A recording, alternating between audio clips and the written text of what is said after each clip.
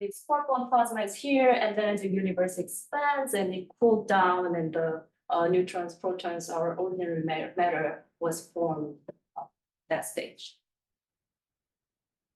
So the quark-gluon plasma's property is known as the almost perfect fluid. So here the shear viscosity to entropy density ratio is the lowest of any known material. And it's also very close to the theoretical limits. So to study the quark-gluon plasma and the QCD, we use relativistic heavy ion collisions. And there are two main facilities in the world for this purpose. One is the relativistic heavy ion collider, RHIC, located in the New York, Long Island. And the other one is the Large Hadron Collider, LHC, in Geneva, Switzerland. So here are two cartoons and simulations for the heavy ion collisions. So on the left, the two beams are coming from left and right, and they collide and makes this QGP medium in the middle, and it expands. And the right-hand side is the transverse view of this collision. And again, you have this QGP created in the middle where they overlap. So this heavy ion collisions, in this heavy ion collisions, nuclei are accelerated to almost like 99.999% of the speed of light. So after they collide, they form this QGP matter for a very short amount of time, and then they hadronize and makes outgoing particles. And at the end, we detect these outgoing particles in our detector. And these particles contain the information of stable collisions. So jets is one of the very powerful probes. Which is a collimated spray of the energetic particles. So here, for example, there's a proton-proton collisions, and then partons inside protons, which is gluons and quarks, they collide, undergo a hard scattering, and these outgoing partons radiate gluons and also fragment into hadrons, and at the end, the bunch of particles are measured at jet in our detector. But in heavy ion collisions, this hard scattering happens, and then the outgoing partons undergo even more of a radiation by interacting with the QGP matter. So in that case, jets loses their energy by interacting with the medium, or their energy and momentum is redistributed. So this kind of modification is called jet quenching. And jet quenching is a signal of the QGP formation. So jet quenching has been observed in many different RHIC and LHC measurements. One of the very common quantities used in the heavy ion field is the nuclear modification factor, RAA. And it's defined as the particle yield ratio between heavy ion in heavy ion collisions to the PP collisions, and scaled by the number of binary nuclear collisions. And if this quantity is equal to 1, it means there's no medium effect. If it's less than 1, the particles or the jets are suppressed because of the interaction with the medium. So here shown is the atlas, the RAA measurement for the inclusive jets as a function of the jet transverse momentum. And the different colors shows different centrality ranges. The centrality here is a degree of overlap of the two colliding nuclei. So when they are the head-on collisions, for example, here 0 to 10%, they have the jets are suppressed the most. So the RAA value is really low. It means that jets loses their energy, and their the yield are suppressed in heavy ion collisions compared to that in PP collisions. So yeah, we've seen that jets are modified in the medium. Jet loses energy in the medium. But then the next question is does this jet energy loss depend on this color charge or flavor? So the QCD predicts this gluon emission is proportional to this color vector, which is 4/3 for quarks and 3 for gluons. So gluons will lose more energy than quarks by 9 fourths. So So to examine this experimentally, we can use photon jets and impulsive jets. So here it shows the figure is quark-initiated jet fraction as a function of jet PT from different Monte Carlo simulations for example, PPI Sherpa here. The field markers are for the photon tech jets, and which is about 80%, 70-80% at low PT, and decreases to about 60% at 300 GeV. So these photon jets are dominated by these quark-initiated jets. And this is because of this production process. Photon jets are mostly produced from the Quark-gluon Compton scatterings. So the parton, outgoing parton produced with the photon is mostly is formed in this process. So, but on the other hand, for impulsive jets shown in the open markers here, is about the quark jet fraction is about 40% at low PT and increases up to about 60%. So you can see the clear difference in this quark jet fraction in these two samples. And by comparing these two samples, we can see the sensitivity to the color charge effect in this jet energy loss. Before I move on to the results, I'd like to briefly mention what kind of photons I'm looking at.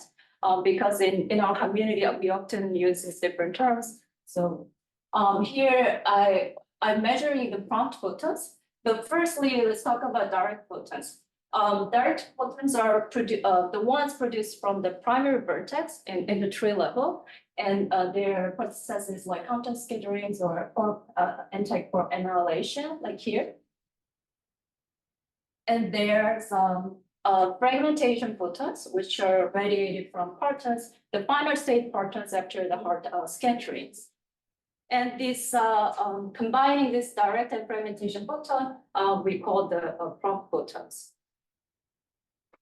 But then there are also decay photons, decay from neutral hadrons, such as pi0 to 2 gamma. And then these 2 gamma often has very energetic or hard PT, and their opening angle are very small, so that they're reconstructed as single photon in experiments. And so that's a major background for the measurements. To suppress the background photons, we use isolation condition.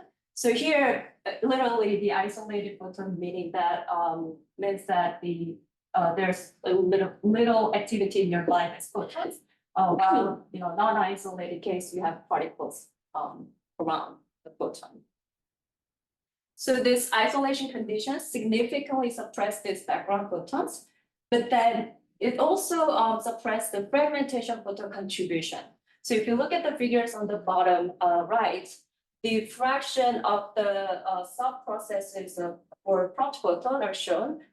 So the fragmentation photon is dominant, like at low PT, or when we don't impose this isolation condition, but after isolation condition, the Compton scattering is dominant and fragmentation photon rate is very small.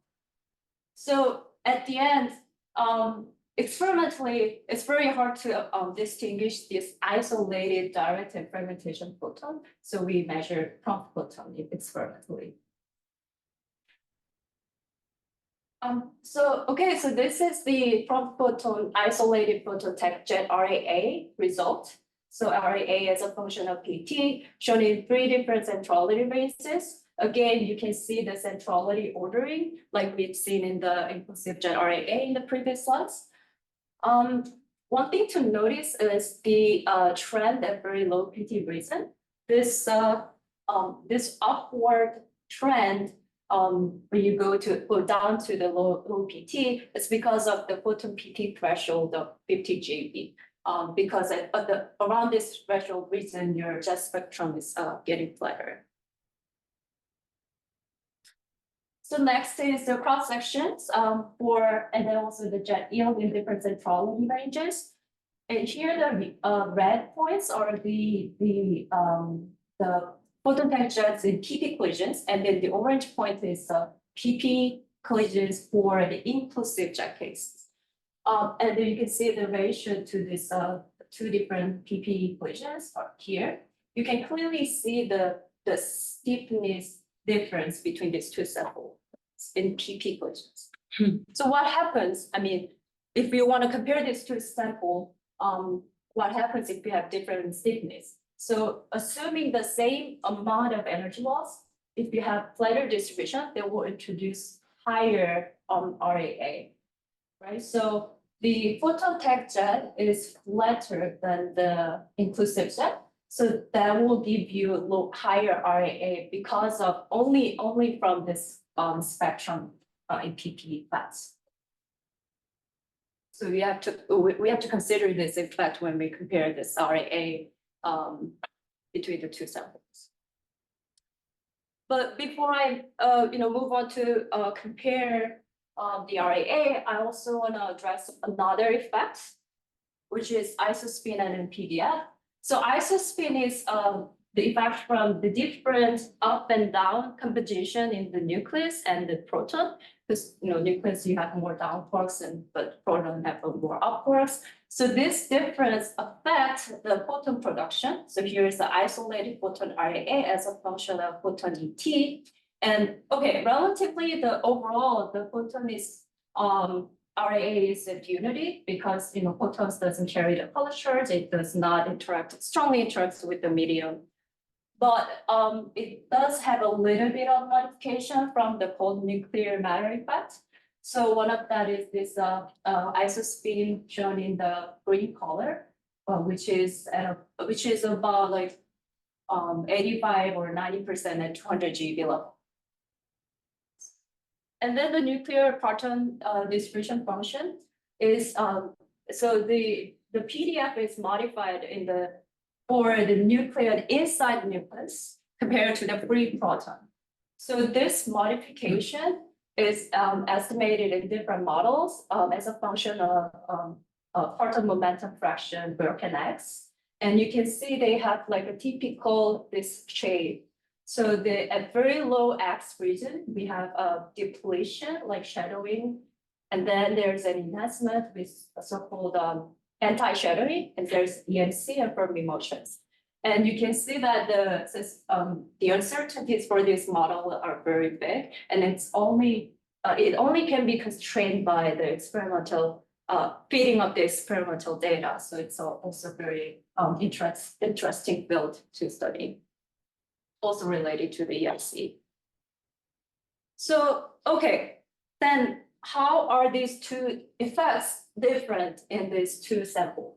So here we studied with this PPS simulation. So what you can see is without any jet energy loss in this study, only we changed it as isospin and NPDF, and what happens in this ratio.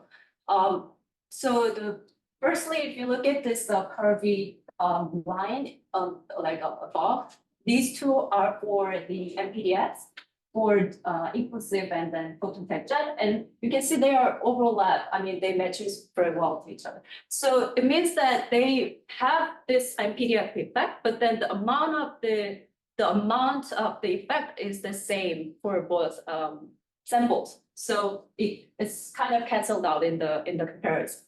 But on the other hand, the isospin effect is it has no impact on the inclusive jets. But then, as we've seen in the photon production RAA, it does have an impact on these photon-tech jets, actually relatively significantly. So it lowered down the ratio by about like 10% at low PT and decreases up to maybe increases up to 20% at high PT. So yeah.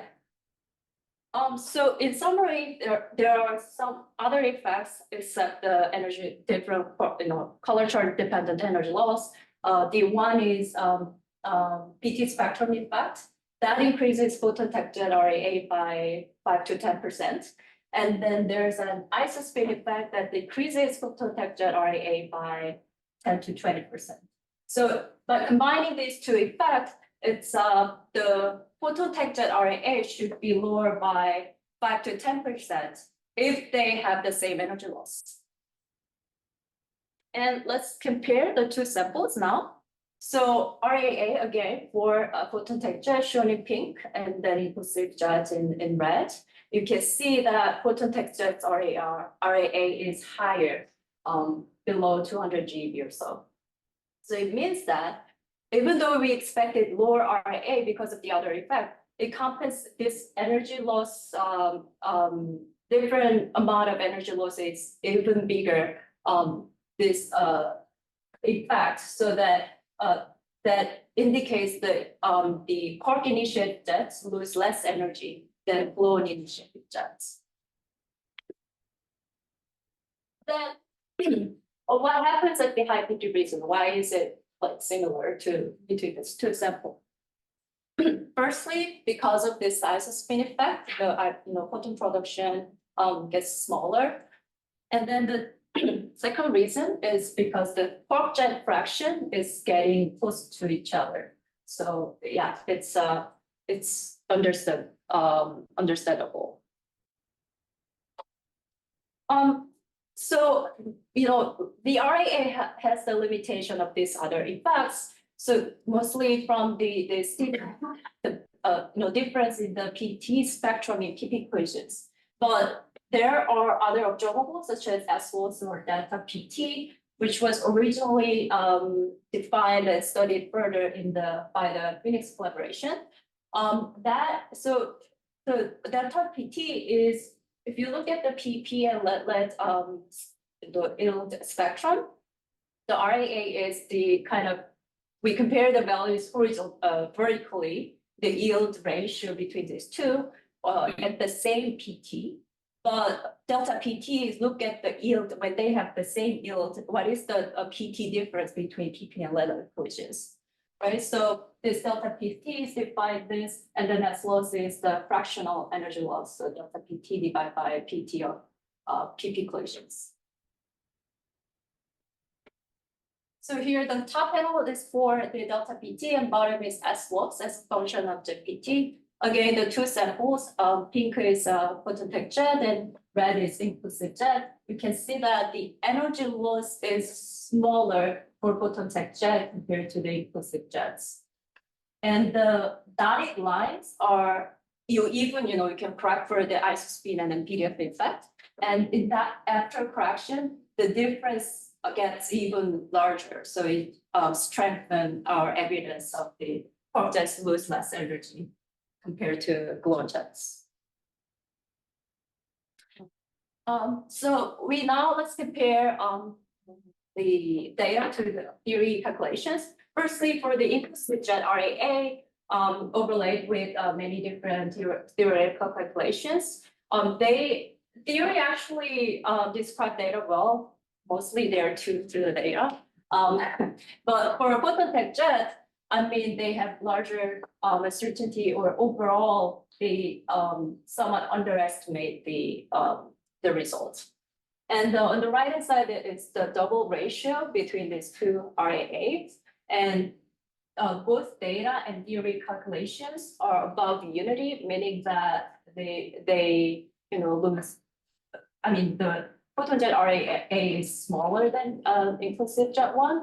And I'd like to note that all the theory calculation include this color charts dependent of parton QGP interactions.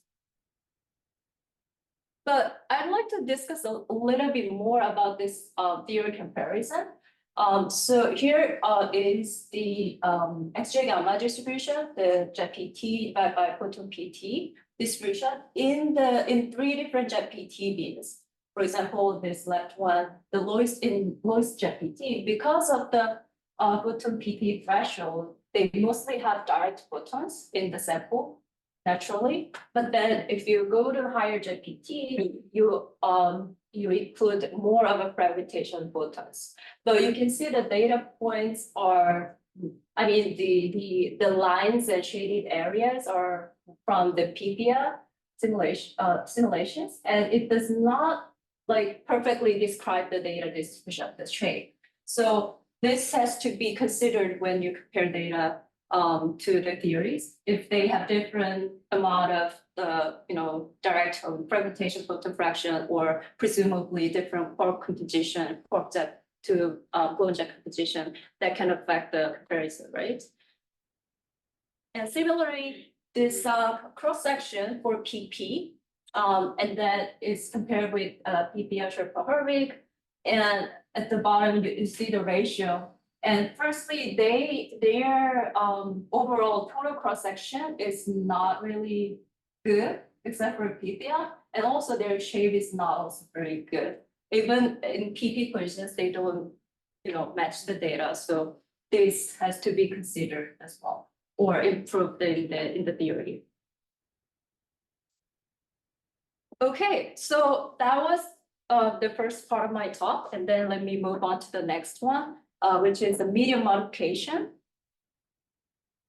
So, jet interacts with the medium and loses energy, and also medium is affected by this jet presence, right? So by energy and momentum conservation, that jet energy loss should go somewhere, and that's the medium, right? So you can see kind of similar picture like this mach plot, or the boat moving on water, and it creates this disturbance of the water enhancement around this boat going direction and depletion on the opposite side. So this kind of feature are also theory models also expect this kind of thing in jet medium interaction. So here this coupled jet fluid model predict the jet, in the jet direction, you have this Mach plot and then the depletion on the opposite side. Then why is it important? Why is the medium response is important to understand? Because this is the affected medium also in turn affect again the jets, right? So it's interplay between these two jet and medium are very important to precisely measure and understand the jet structure or substructures. And it itself also contains the information of the QG properties, such as specific shear viscosity or sound velocity. So here, figures are the numerical calculations of medium response to jets. So the jets are going the upward direction, and you can see this well-defined Mach structure. And interestingly, these are different for different eta over S here. So it contains this property information. Similarly, you can also study the in-medium thermalization information. So the medium energy scale or diffusion coefficient or thermalization time. And also you can extract the jet transverse coefficient considering this medium effect. So for example, here the LBT calculations shown for RAA as a function of PT, and it's compared with the Atlas data, which is like this red square overlaid.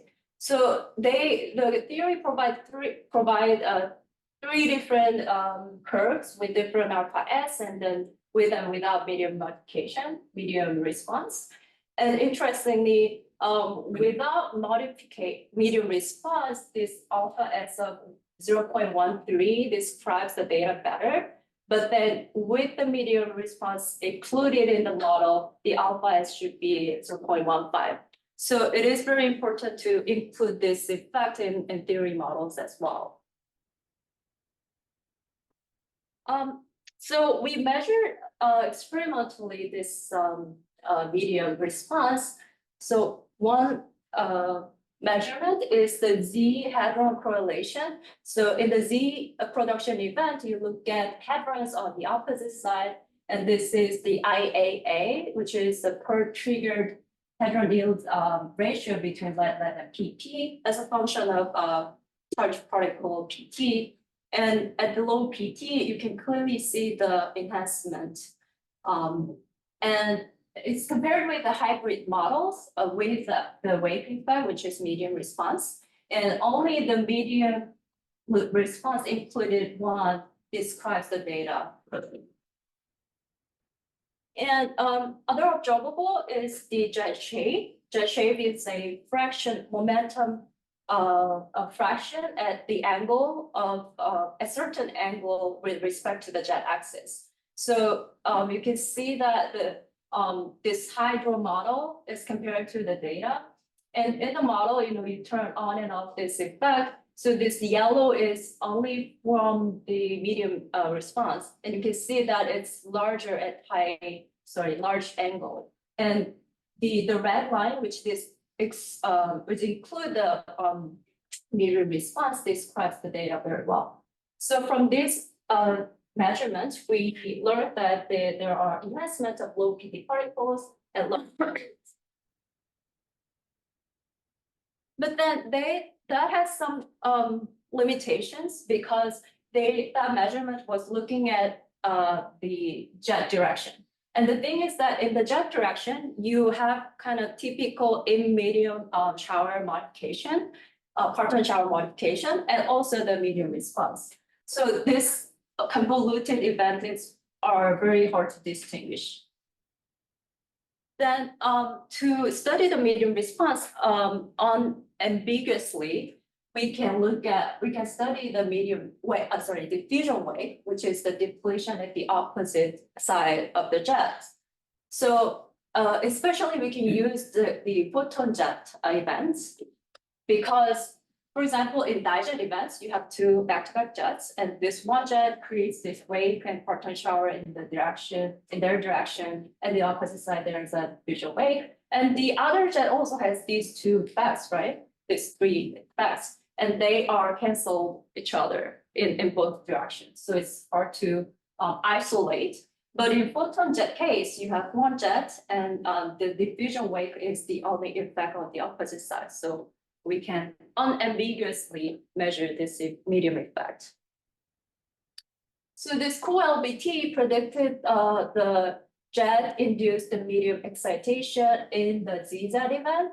So they removed the bulk the energy distribution in this figure in the middle. And you can see that only the modification that is shown here. So here the green is the depletion from this. This is the jet going direction, and here's the Z boson, and there's a depletion of the jet, and there's an enhancement in the jet going direction. So we have this measurement, like a jet-hadron measurement from CMS, and they looked at, in the previous slide, they looked at as a function of PT, and now this is as a function of delta phi between Z and hadrons. And so at low delta phi, it means that, this side, Z boson side, which is opposite to Z, right? We expect diffusion wave, the depletion. But what we see in the measurement is actually enhancement. And what's happening is, so this is described by the multi-photon interactions. So co-LBT predicted this. This co-LBT prediction shows when they turn off this NPI effect in their model, they actually have a depletion at 0, delta phi is 0. While when they include, they describe the data relatively well.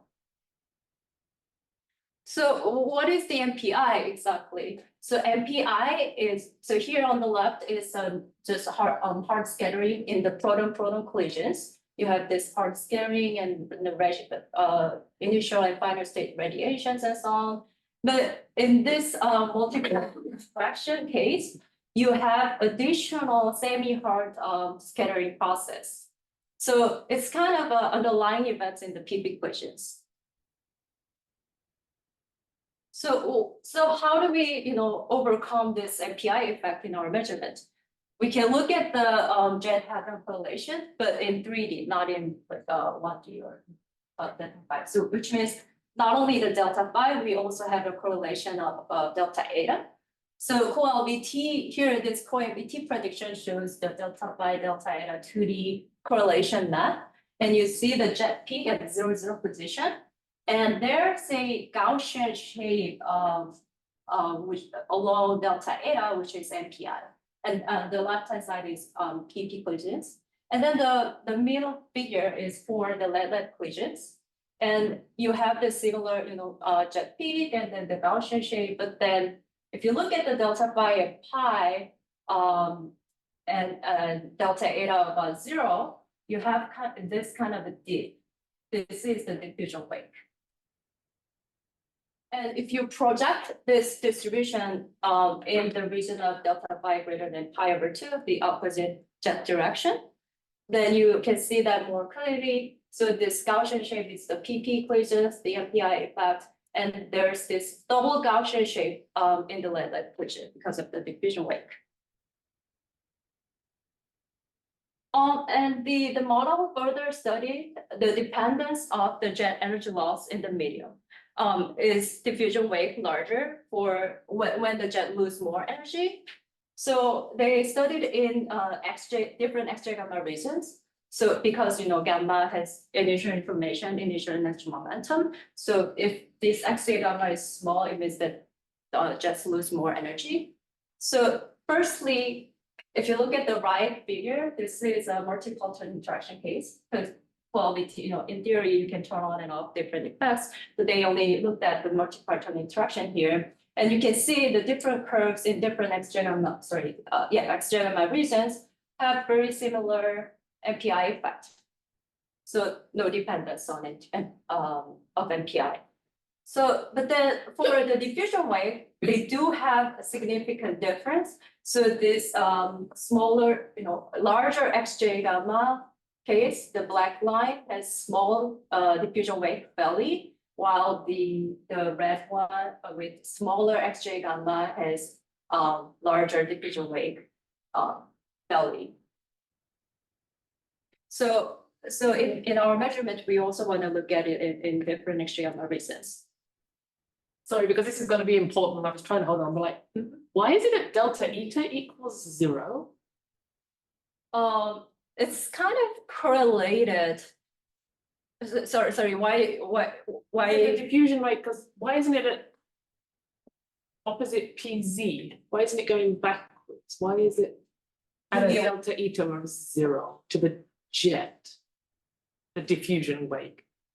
You mean why? I have to look there to see the diffusion. Like I kind of localized at the delta eta. Yeah. I thought it's in 3D because in the jet direction and opposite to jet direction in both eta and phi.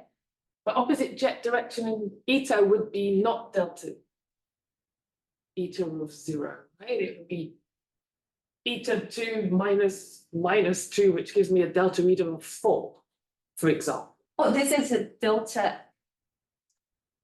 If your jet's going along an eta of 2, just to pick a number, then the recoil would be at -2, wouldn't it? If it's back to back, and it should be back to back. You don't have the eta swing. I see that because it's backwards of the way that jet is going. But why is it going along the same PZ? I would have thought it would be smeared out depending on what eta your jet. Sorry, I think I have to think about it a little. Okay, great, but it's not. Is absolute value of eta minus absolute value? No, because then it couldn't be negative. It's gonna be bigger if they're both. But it's Not normally, but it could be. Yeah. Okay. But yeah, let me think about it while I go Okay, ahead. thanks. Okay, so this is the measurement in PP collision firstly. So on the right hand side, this is a per yield per photon jet the jet track yield as a function of delta eta between jet and track, the absolute delta eta. And you can see this Gaussian shape as expected in this OLBT model. And was studied in 3 different XJ gamma regions, and you can see the ratio between this different XJ gamma. And you basically have no dependence on this XJ gamma in PP collisions. So this validates that if you see any modification depending on the XJ gamma in lead collisions, that's from the different amount of jet energy loss, not from NPI. So in landmark collisions, to evaluate the level of modification, we first need to know what's the bulk medium amount, right? So to gauge the bulk medium, we use the event mixing technique. So basically, in the signal event, where the event you have the event that has the gamma and jet and their tracks. So you can correlate this tracks and jets in this same event. But in the event mixing, what you do is you take this photon and jet kinematics event by event, and then correlate this to the tracks in different minimum bias events. So they're not correlated, right? But you construct this, do the same analysis with this combination. So, and then when you pick out this minimum bias event, you have to match the bulk medium properties overall, right? So we consider these two events are matched in neutrality and bend plane and Z vertex. So here, the per trigger jet track yield as a function of absolute delta eta is shown. The black line is for signal events, and then the green is from the mixed event, so the bulk medium without medium modification. And you can take the ratio between the two shown on the bottom panel. And if there's any diffusion wave, as we've seen in the quality model prediction, we would expect it at around delta eta 0. But we do not see clearly the diffusion wave dip. And that was for the X-ray gamma of 0.8 to 1.0, the higher, the small jet energy loss. But for the larger jet energy loss case shown on the left-hand side figure, maybe you kind of see a hint of diffusion wave dip at the low delta eta equals 0.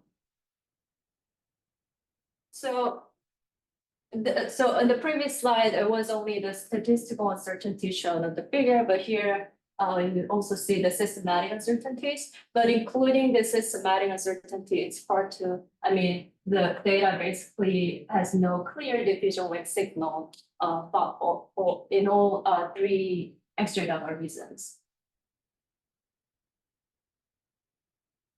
So we also have the double ratio. So the ratio of X-ray gamma, small X-ray gamma to the large X-ray gamma.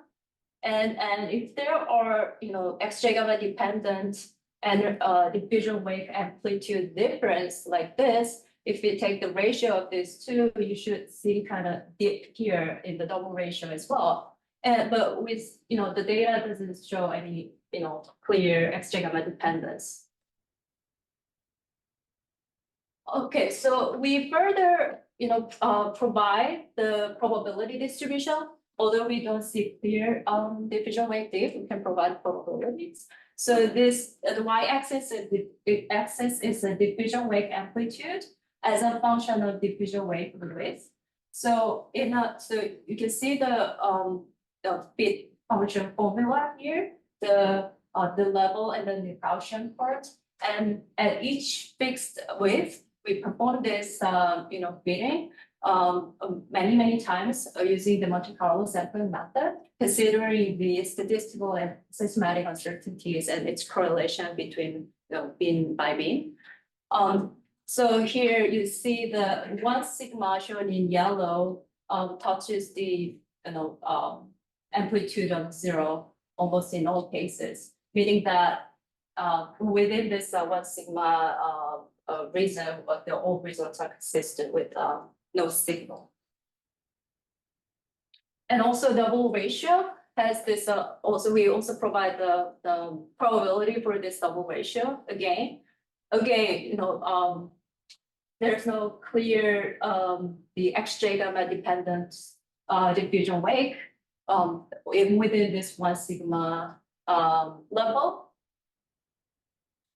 But we further compared our data with the theory of prediction. So the QLBT theory predicted the diffusion wave sigma, the width of 1.033. So if you take this width and see the amplitude probability distribution, then you can see that here on the right hand side figure.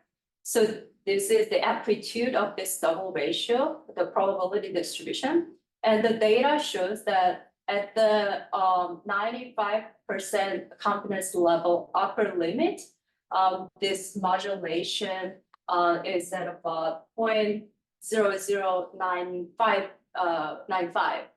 And then you can see the co-LBT prediction. They predicted at about 0.0018.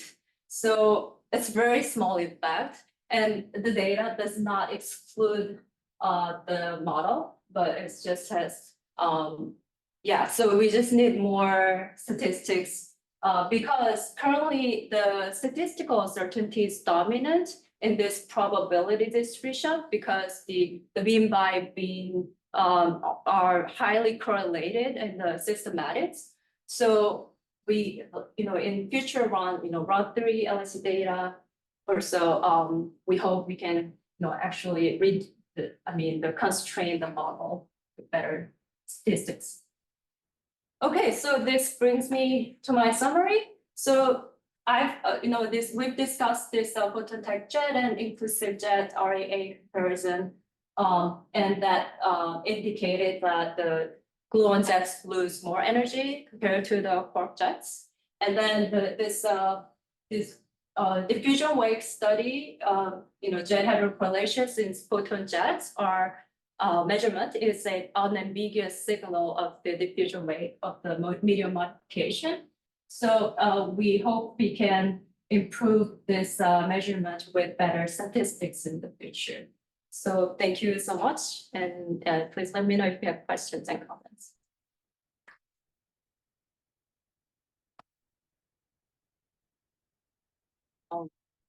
I guess, yeah.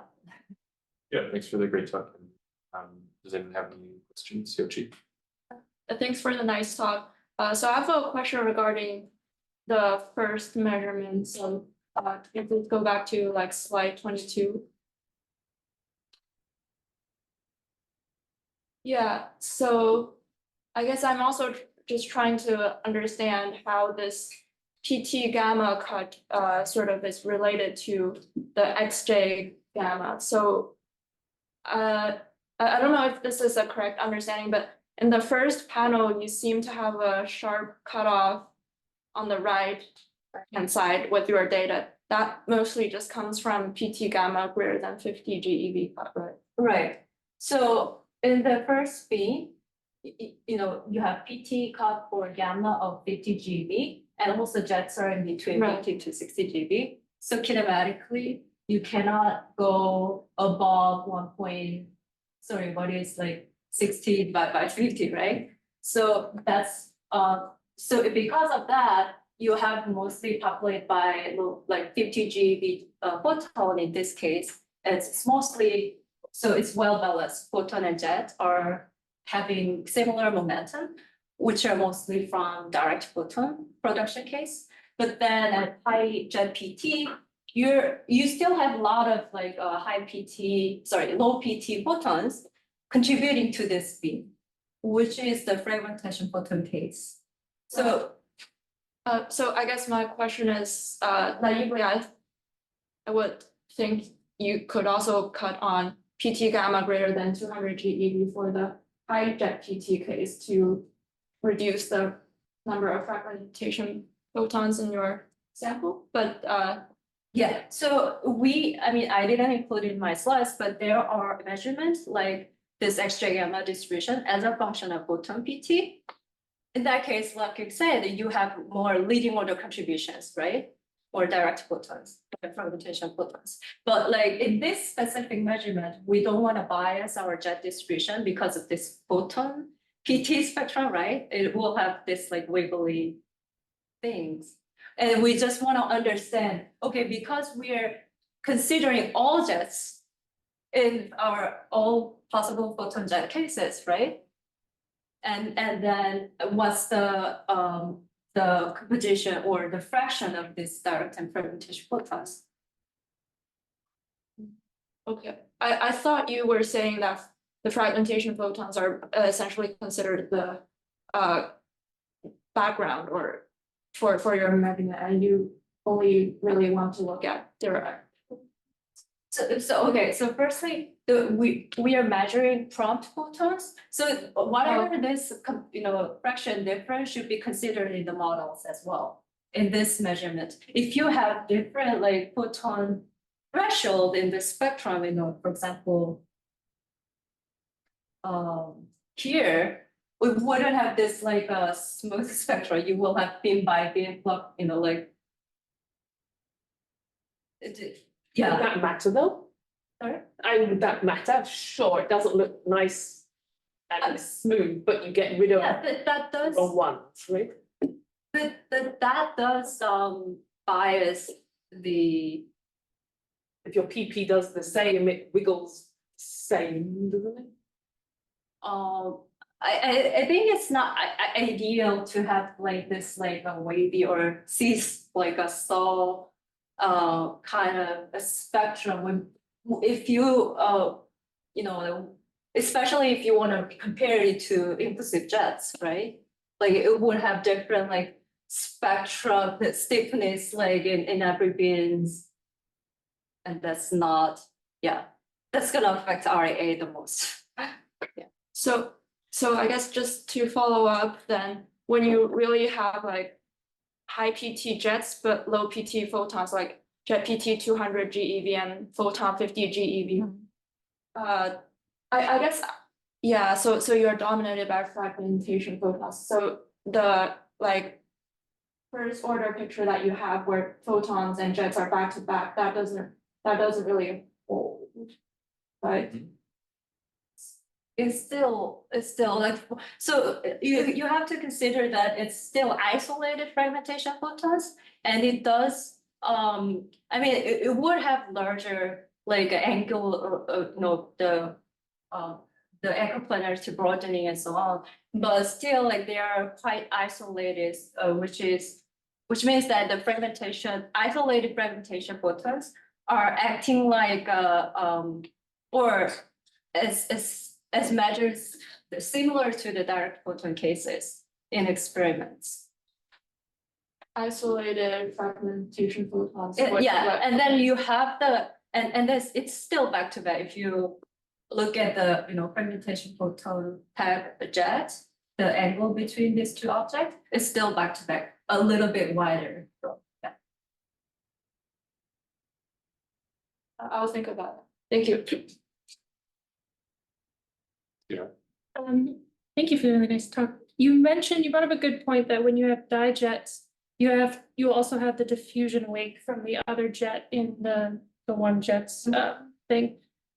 So from your measurement, the diffusion wake is pretty small if it's there. So would that significantly distort the wake in the forward jet from the diffusion wake from the jet behind it, or is it mostly the interplay of the wake and the parked-on shower that wake and convolutes the shower cases? Yeah, the diffusion wake is relatively very significantly smaller than the wake effect. Okay. Do you have a sense of like the scale difference between the wake and the diffusion wake? And maybe I guess you have that in this theory calculation is right here. The amplitude is like it looks like okay. Cool.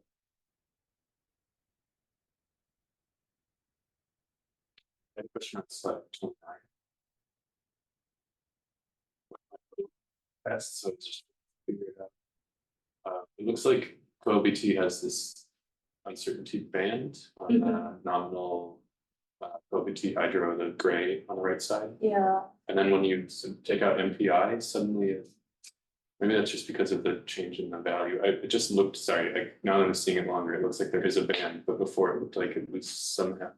So compare this gray and this red here. Comparing the gray and the MPI subtracted, so MPI there was no uncertainty, but I guess. Yeah.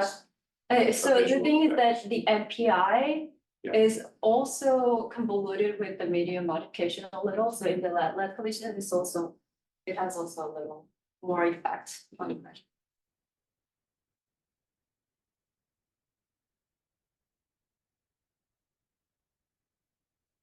Sorry, just another quick question. So if you go to the slide where you compare the effect of NPI and diffusion wave for different XJ gamma from their simulation. From in the model.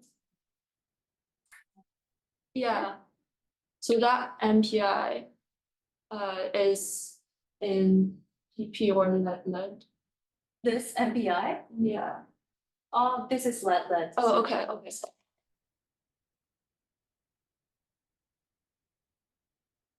But okay, I see. It's a different scale from panel A and panel B. Yes.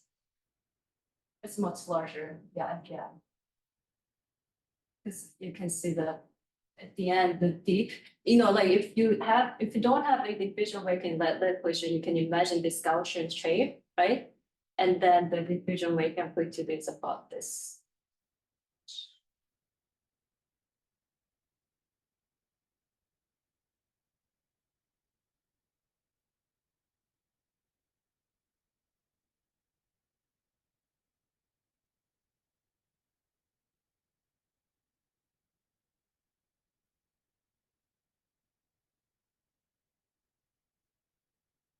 I have a question, sorry. I was trying to understand the argument. So you're trying to look specifically for diffusion wave. So NPI is kind of a contamination, right? So if you go to maybe the next slide, or maybe one more, you're saying that because it's not dependent on XJ gamma, there shouldn't be a contribution of MPI. I missed the argument that you were making here. Sorry, so what I'm saying is that, so this verifies that MPI doesn't depend on the XJ gamma. So if we see any XJ gamma dependence in the equations, they would not from MPI, they would from, I see. different Okay. energy. Okay. That was that. So there's still a significant contribution. Yeah, of MPI in the data. Okay. So one thing is that, like technically, so to kind of mitigate this MPI effect in our in level equations, when you match this event between signal and the minimum bias, you actually what you can do is you can gauge or estimate the energy transverse energy sum in the forward calorimeter, which is used for the centrality estimation, and that you can estimate that value for the photon jet production in PP collisions, where you only have NPI effect, right? So if you have photon jets, their the energy distribution in the forward detector is higher when you don't have a photon jet in this bulk medium, right? So you actually subtract off that contribution from when you match this apical ET sum. So yeah, that's one thing, one effort we're trying to cover the MPI effect.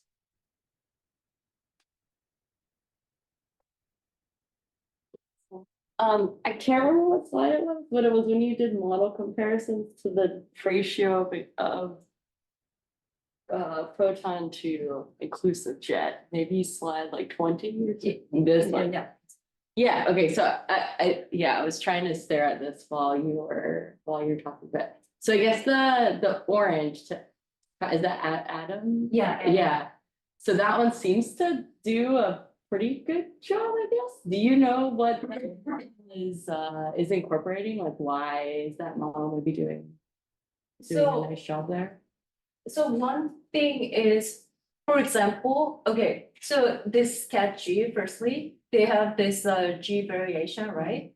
And that at high G, it actually, touches the data similarly to the, very close to the, Adams curve, right? And also this LBT lines, they also describe the behavior at low PT kind of well. But the thing is, they don't include this cold nuclear matter effect in LBT.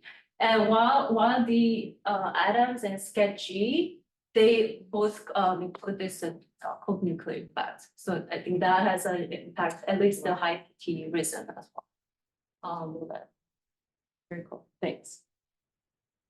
And over on the slide is the jewel with recoils on. Joule. Oh, sorry, this one. Yeah. So one thing, yeah, it's not including the recoil, Okay. but it has to include the recoil. Yeah. Yeah. Okay. So that's why probably that's one that's part of the reason the jewel is not described in the data well. Okay. Yeah. It's hit 1 o'clock, so let's thank Yeonju one more time.